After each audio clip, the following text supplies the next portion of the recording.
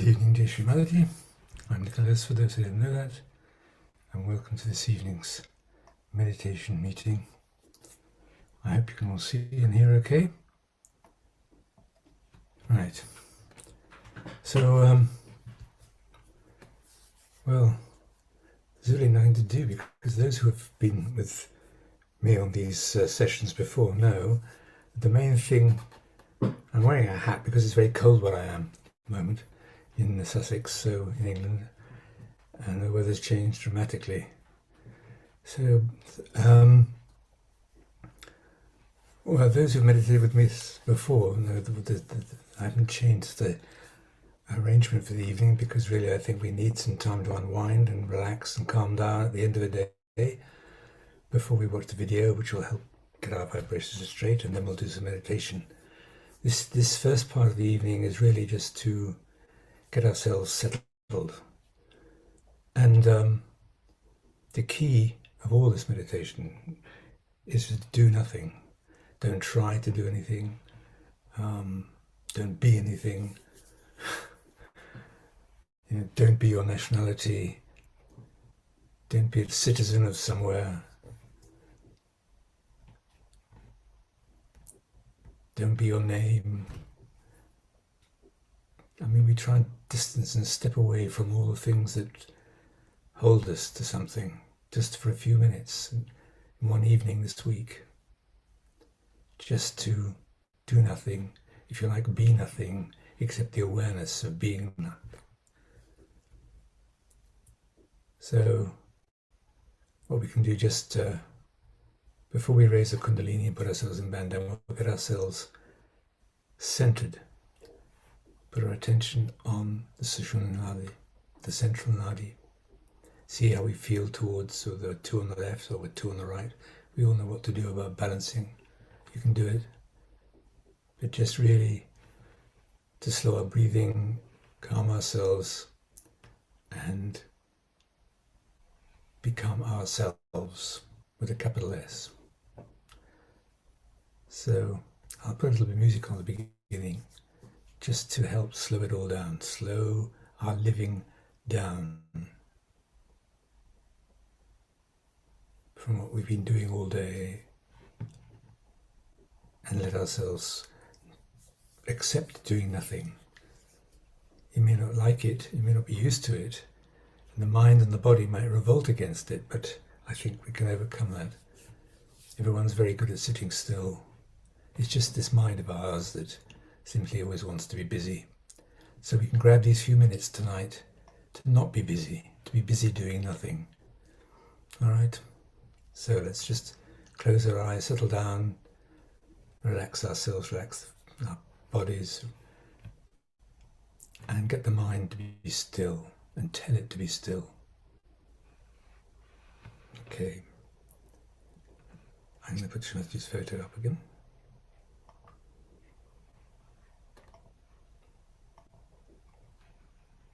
And in a minute, when we get centered, we'll raise the Kundalini in a couple of minutes. Because I remember Shimati did say, don't just do it automatically. We should really do it when we're centered, when it really means something. Okay, so bear with me for a while.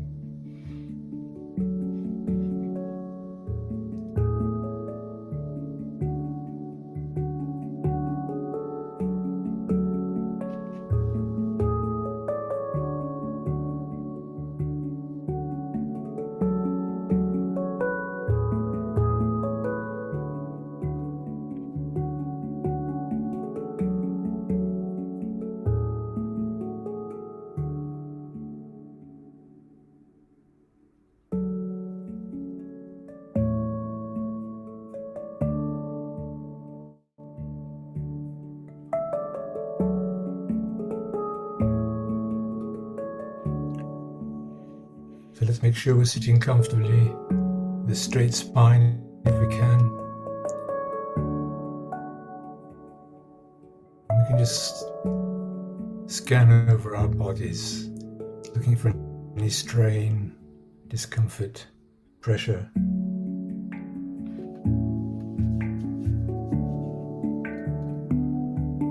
If we want, we can take a few deep breaths and slowly let it out. Slowly let the breath out.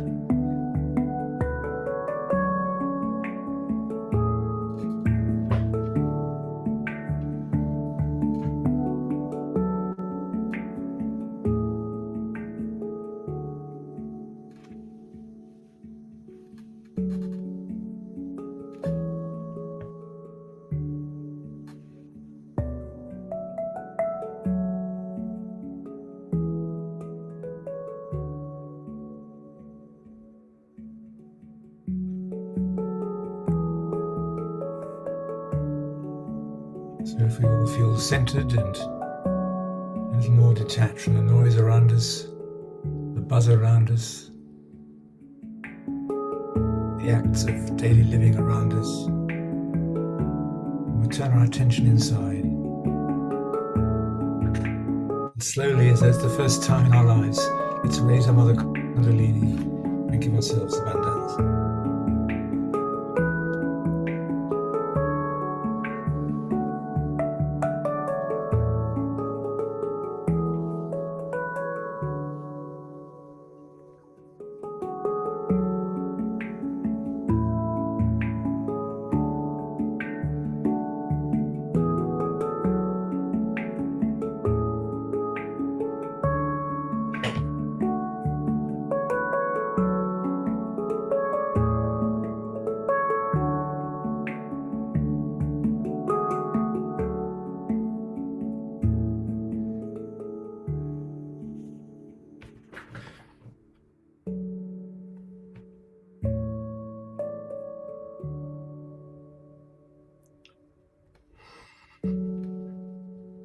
And then we'll have raised our attention and our Kundalini and our vibrations to the top of the head.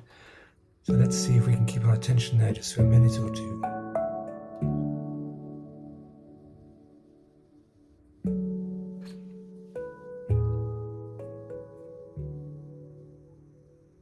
In a complete state of relaxation, completely relaxed.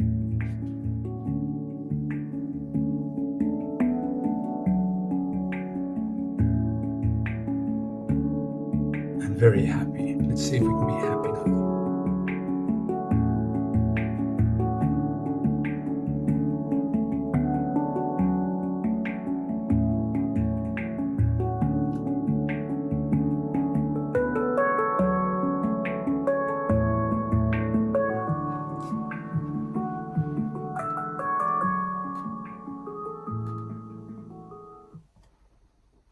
Right, I'm stopping the music so we can just sit a couple of minutes in silence.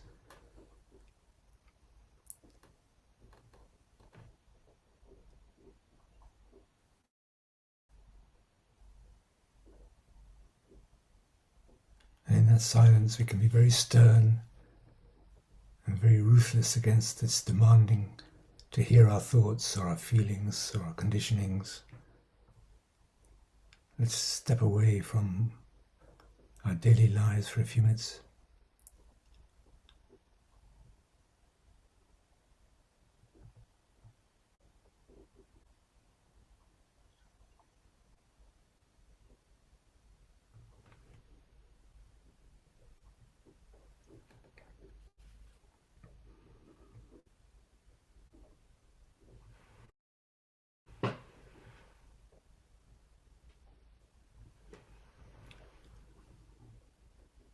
Okay, now I think it was a couple of months ago that I showed the first part of the interviews I made back in 1989 in Italy. And tonight we're going to continue with them, where they're talking about personal experiences and their feelings about traumatology. So just bear with me a moment.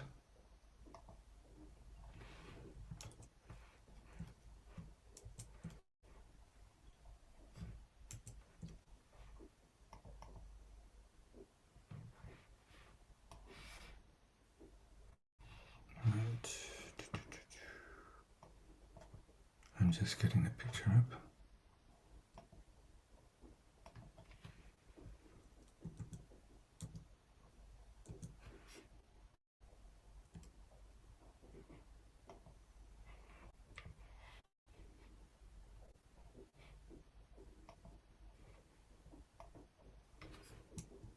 Okay, I should have a picture now.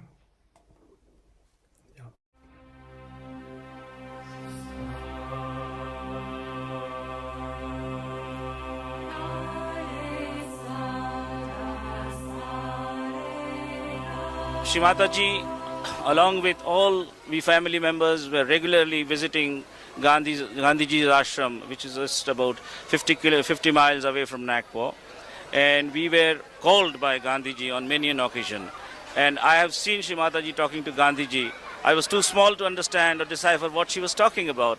But I have seen her talking to him as a child, maybe of 14 or 15 years. And they used to talk of deep matters which I could not comprehend.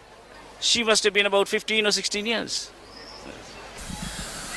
Well, that's something which cannot be described very easy, because it's a feeling that you have inside when you have a meditation which leads you very deep, and then you just know what you are.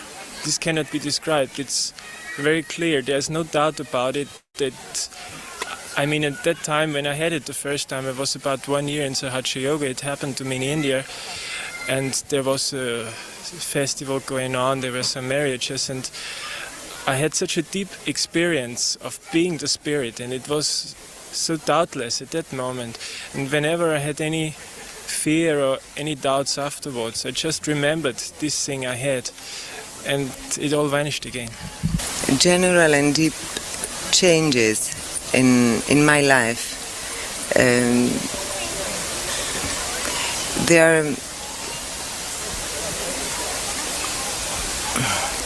I can't say in words, but I feel that my life, my way of thinking, my way of behaving, of relating with people, and with everything which surrounds me is changing. I can also tell that there are some particular things, let's say that I'm giving up smoking, for example, and I've tried so many times without success. And I've given up drinking, even though I regret it a little bit. Not that I wasn't a heavy drinker, but I liked a glass of wine at a table, and now I'm not able to drink it any longer. And for all the other deeper aspects of changes, these are things that I really can't tell in words for now, for the moment. But it is a general change. I must say that an inner calm, you say calm, is something that I've never experienced before, even though I've been looking for this for so many years, also in my profession. I'm a psychoanalyst, and that's this kind of calm, of inner certainty, I don't know how to tell, that sometimes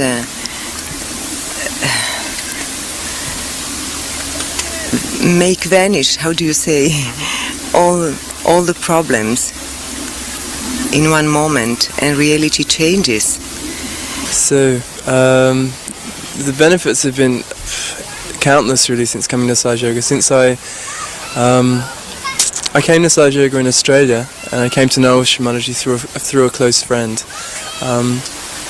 I mean, it's just in every way. I mean, my life is really is taken on a meaning, and I felt just very balanced. It's something that's very difficult to put into words, really, but it's just this, just a feeling of inner peace, really, which has come about through the Kundalini, which is, I mean, for us as Western people, it's a bit difficult to comprehend mentally because it is something which is so simple. Because the Kundalini is very, just by its nature, it's a purifying energy, and it just any problems that one has, it just clears these problems out, and any habits that one has, anything that you're not happy with in your personality, it can just it transforms you. And I just, after coming to Sahaja Yoga, I could just see how I was changing and how I was becoming a more just a better person, a more easygoing person, a more loving person. I had, when I was quite young, at the age of 16, I went to someone who was supposed to be a master from India. And I was very naive at the time, and I was very set on finding the truth and finding something beautiful in the world. And I heard these very nice words that were being said. And I began doing this, something that I was told was meditation. And I did this for many years, and still being quite naive, I didn't have the sense to stop doing it when I found my condition was becoming worse. And I became more and more separated from society, and I became more involved in drugs, and I found that the police were always looking for me. And I had a lot of problems at that time. And finally, when I came to Sahaja Yoga, and I felt this subtle system awakened within me, and I could feel and see the damage that had been done through these mistakes I had made, I realized that I had to stop it all, and it became just effortless to stop doing all these things. And Sahaja Yoga has become a main thing in my life. Yes, I did different therapy, encounter groups, therapies, and I tried 3 different gurus for short periods. Basically, I didn't come into contact with the other gurus in any real sense. I just tried their meditations, and the people were not very impressive. The thing is that the people who do these other meditations and the people I was along with were having all sorts of problems in their lives, and they weren't particularly nice to each other, and they weren't stopping taking drugs, and they were continuing with all these things. And in fact, in Sahaja Yoga, you spontaneously drop these things, and it's like I always wanted to be nice to people, but it's like now there's a way, and before, it's like you were wandering around not knowing. And when I came to Sahaja Yoga, I went to some programs with Shrimataji in London, and very soon it's like somebody said to me, well, a lot of people, all my friends, noticed that my eyes had changed. They said, what happened, you've changed. And I felt quite different, but I didn't know in what way. And then quite soon somebody asked me about it, and I realised that that hole that I'd been so conscious of, now it was closed. It was like there's a solid rock in the bottom, and now I could go on up. And to me then, after a while, after about a year or two, to me I saw it that all the things I'd been looking for were like in a valley, and you see a hill over there, and you go up that hill and think, well, maybe this is it, or maybe that's it, or maybe that's it. Always trying something else. And for me, Sahaja Yoga is the only thing that takes you up into a different level altogether. Yes, well, basically, when I came, my life was in quite a disarray, and it's given me mastery over my circumstances, basically, I would say. I've been able to give up anything I'd like, which specifically drugs and smoking and drinking, and replace that with something higher, and a fulfillment, emotional fulfillment, and also develop a career, really, and become stable in that way. I just got involved in drugs for a while, but that's all. I just stopped. I didn't take any more drugs because if I took some, it just like my body would react and my spirit would react, and actually you just become free from these things. You're not enslaved by them anymore. Yes, yeah. I mean, I just gave them up. I gave up drugs, I gave up alcohol, and I gave up smoking.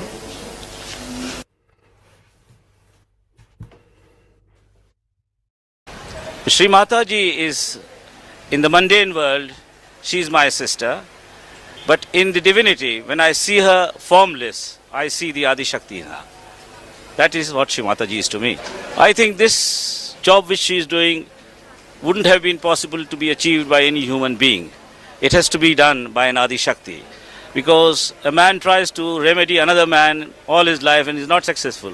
While she has remedied so many people together, I think this is completely the job of the divinity. Adi Shakti, in the dictionary meaning, it means primordial energy. But to me, it means the whole vibrations, the whole air we breathe, the whole cosmos, the whole universe. That is Adi Shakti. It can't be described since it is formless. It can only be experienced. When I see her formless, when I see her in form, I definitely am reminded that I am her brother or that she is my sister. But when it comes to seeing her in the form of energy, then I don't have to see her in any form. And therefore, I only watch her tika. And then I get to see her in the true form, that is to be formless. Her birth was prophesied, and my mother, when she was going to deliver Sri Mataji, dreamt of a tiger in the wild jungle. And she was wondering what this was. And my father explained that you're going to give birth to an energy. And my father knew that Sri Mataji was an energy, or she was the primordial power. But none of us, including my mother, knew that she was an energy, or that she was the Adi Shakti. When she was younger, she was our obvious leader. We were totally 12 brothers and sisters. I am the youngest of the lot. And she was the leader of our older brothers and sisters also, because our parents always listened to her. So she had this leadership quality right from the beginning. And also that she was a very loving sister and was very generous and was all the time giving her love in one way or the other, by way of gifts or by way of her protection or by way of her compassion.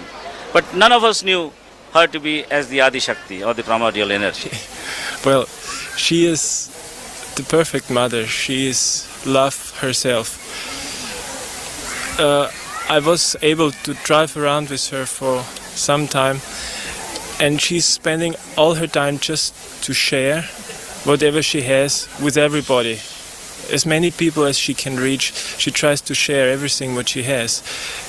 She could easily sit down and just do nothing because her husband is a very rich man and she's coming from a rich family, but she doesn't do. She has a timetable which I would not be able to stand for about 1 month even.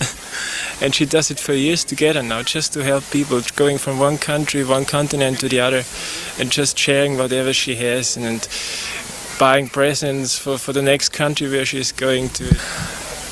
About her work, I mean, she was born to give this experience that I was allowed to have, that I could feel the connection with the divine. She was born to give it to everybody on a great level, not one people or two, but to everybody. And that was she's practicing the whole time now. Sri Mataji for me is kind of savior, yes. She's the one who teach me to enjoy everything. She's the one who teach me really to be always joyful. Well, she's the one who spreads Sahaja Yoga. She's the one who gives self-realization.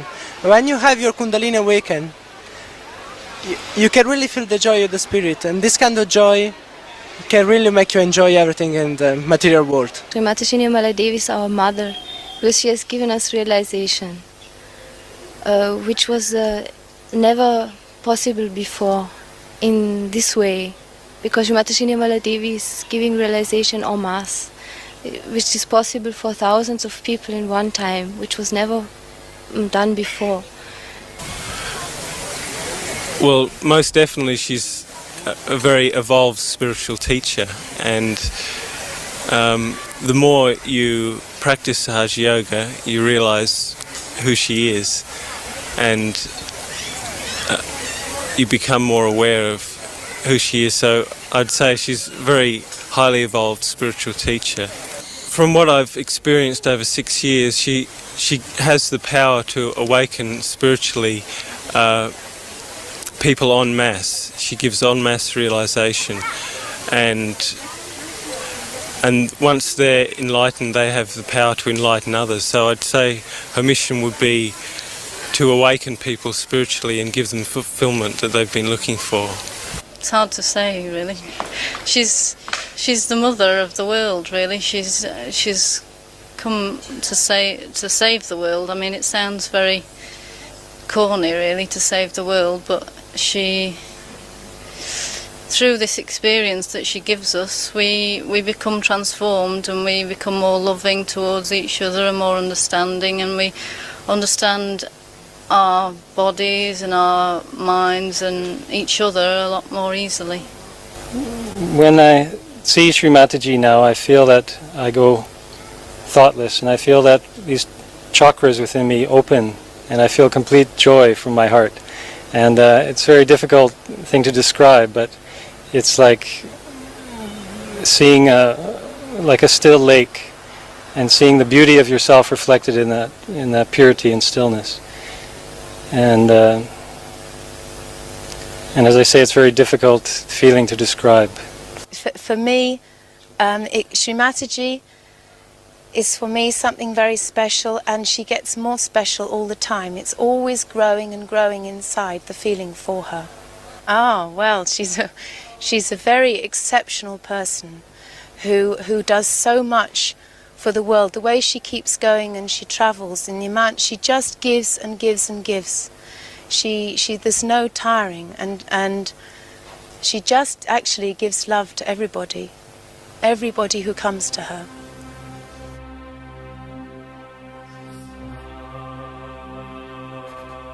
Okay, so I'll put a picture of Sri Mataji up.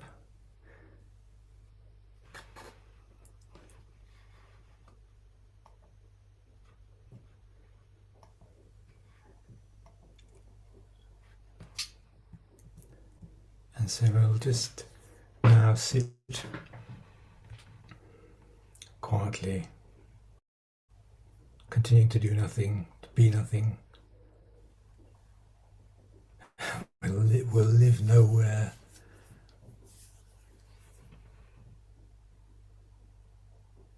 Just let ourselves be the awareness of being. You listened to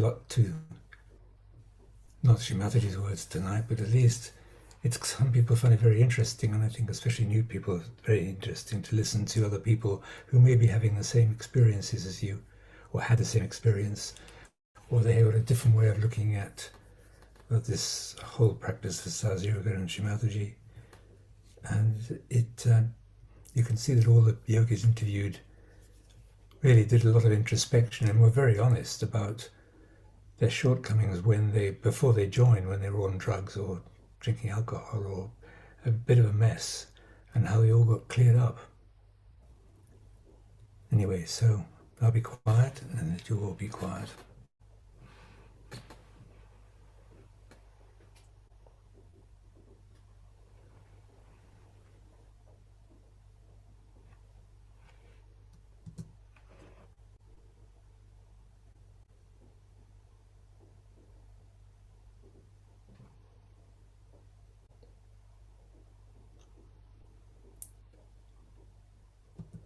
So I just want to add that if we do find ourselves still being flooded with thoughts or planning or remembering of what we did or didn't do, or what we've got to do, or what we should do, I think we realize that everybody else is doing that as well and feeling the same thing. Until we quietly let our minds go still. And then the self, the spirit, can shine through.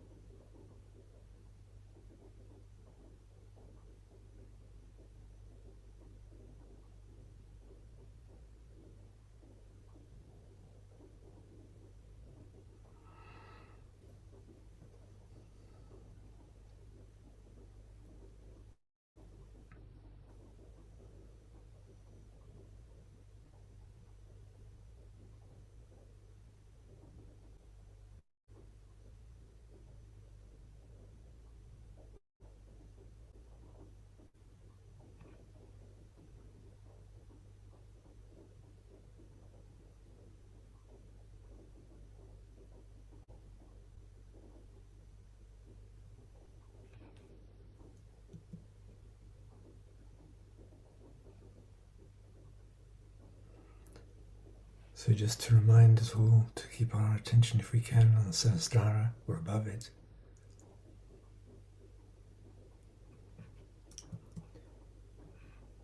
So we go deeper and deeper into meditation, into the center of our being, as well as going higher and higher and higher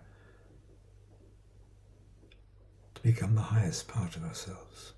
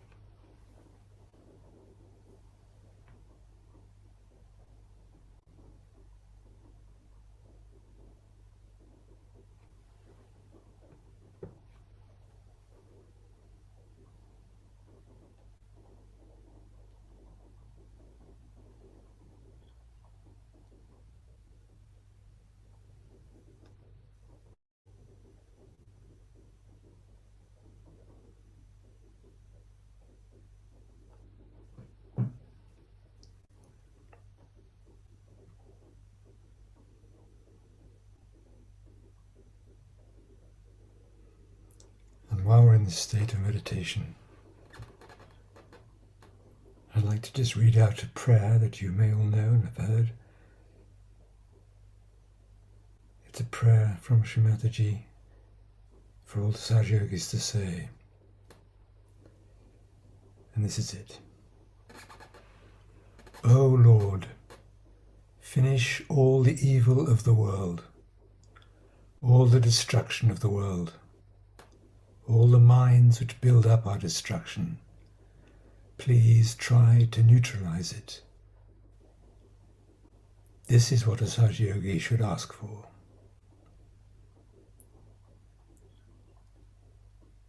I'll read it again.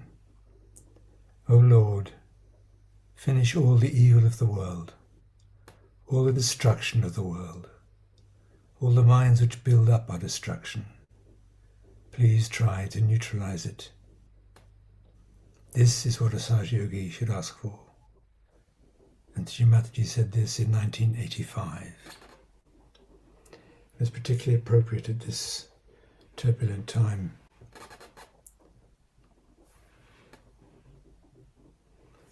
So we can just sit a few more minutes if you want to reflect on that, or just calming the mind, still doing nothing.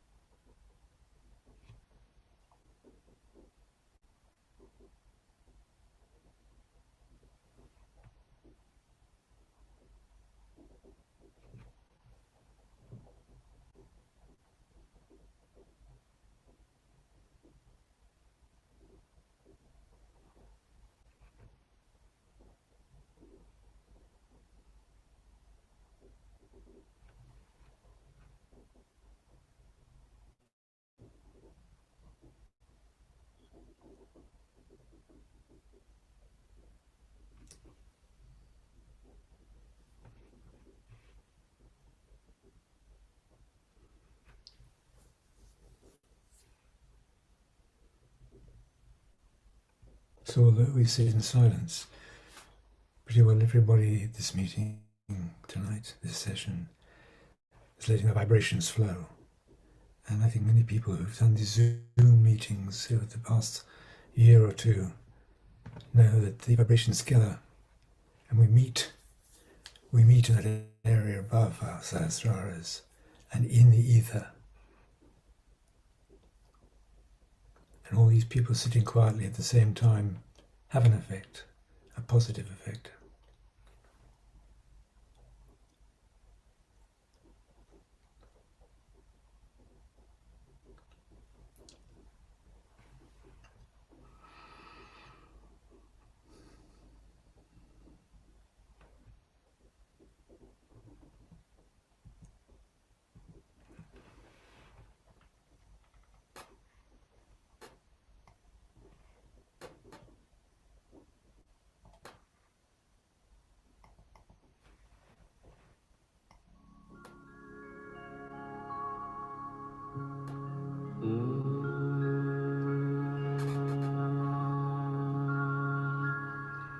त्वमेव साक्षात्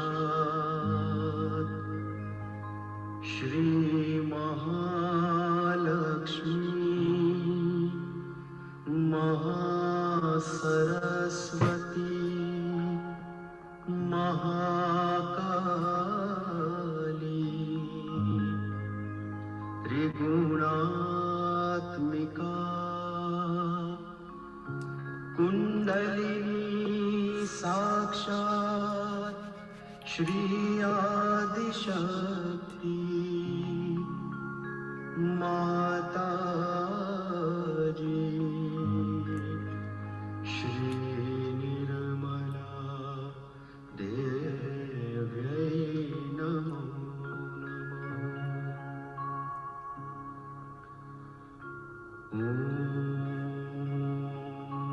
त्वमेव साक्षात् श्रीकल्की साक्षात् श्री आदिशक्ति माता जी श्री निर्मला देव्यै नमो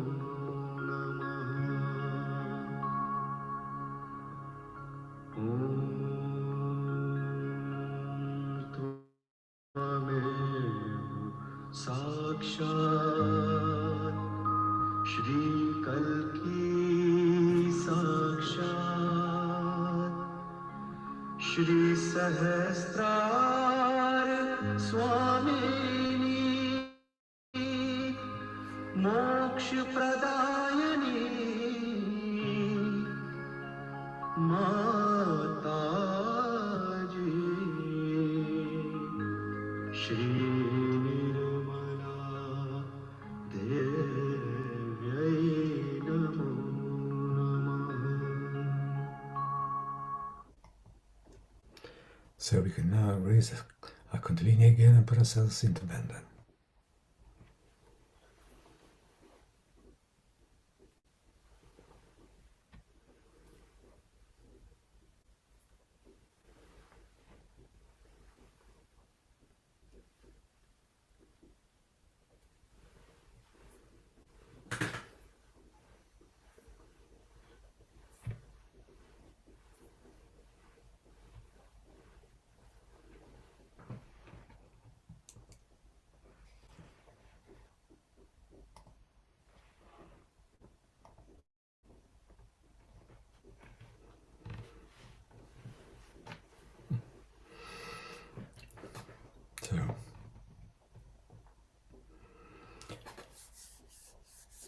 So that's the end of the session. Thank you for joining me tonight. So we'll meet again. In the meantime, have a wonderful life. So I say Jai Shri Mataji, God bless you all, and good night.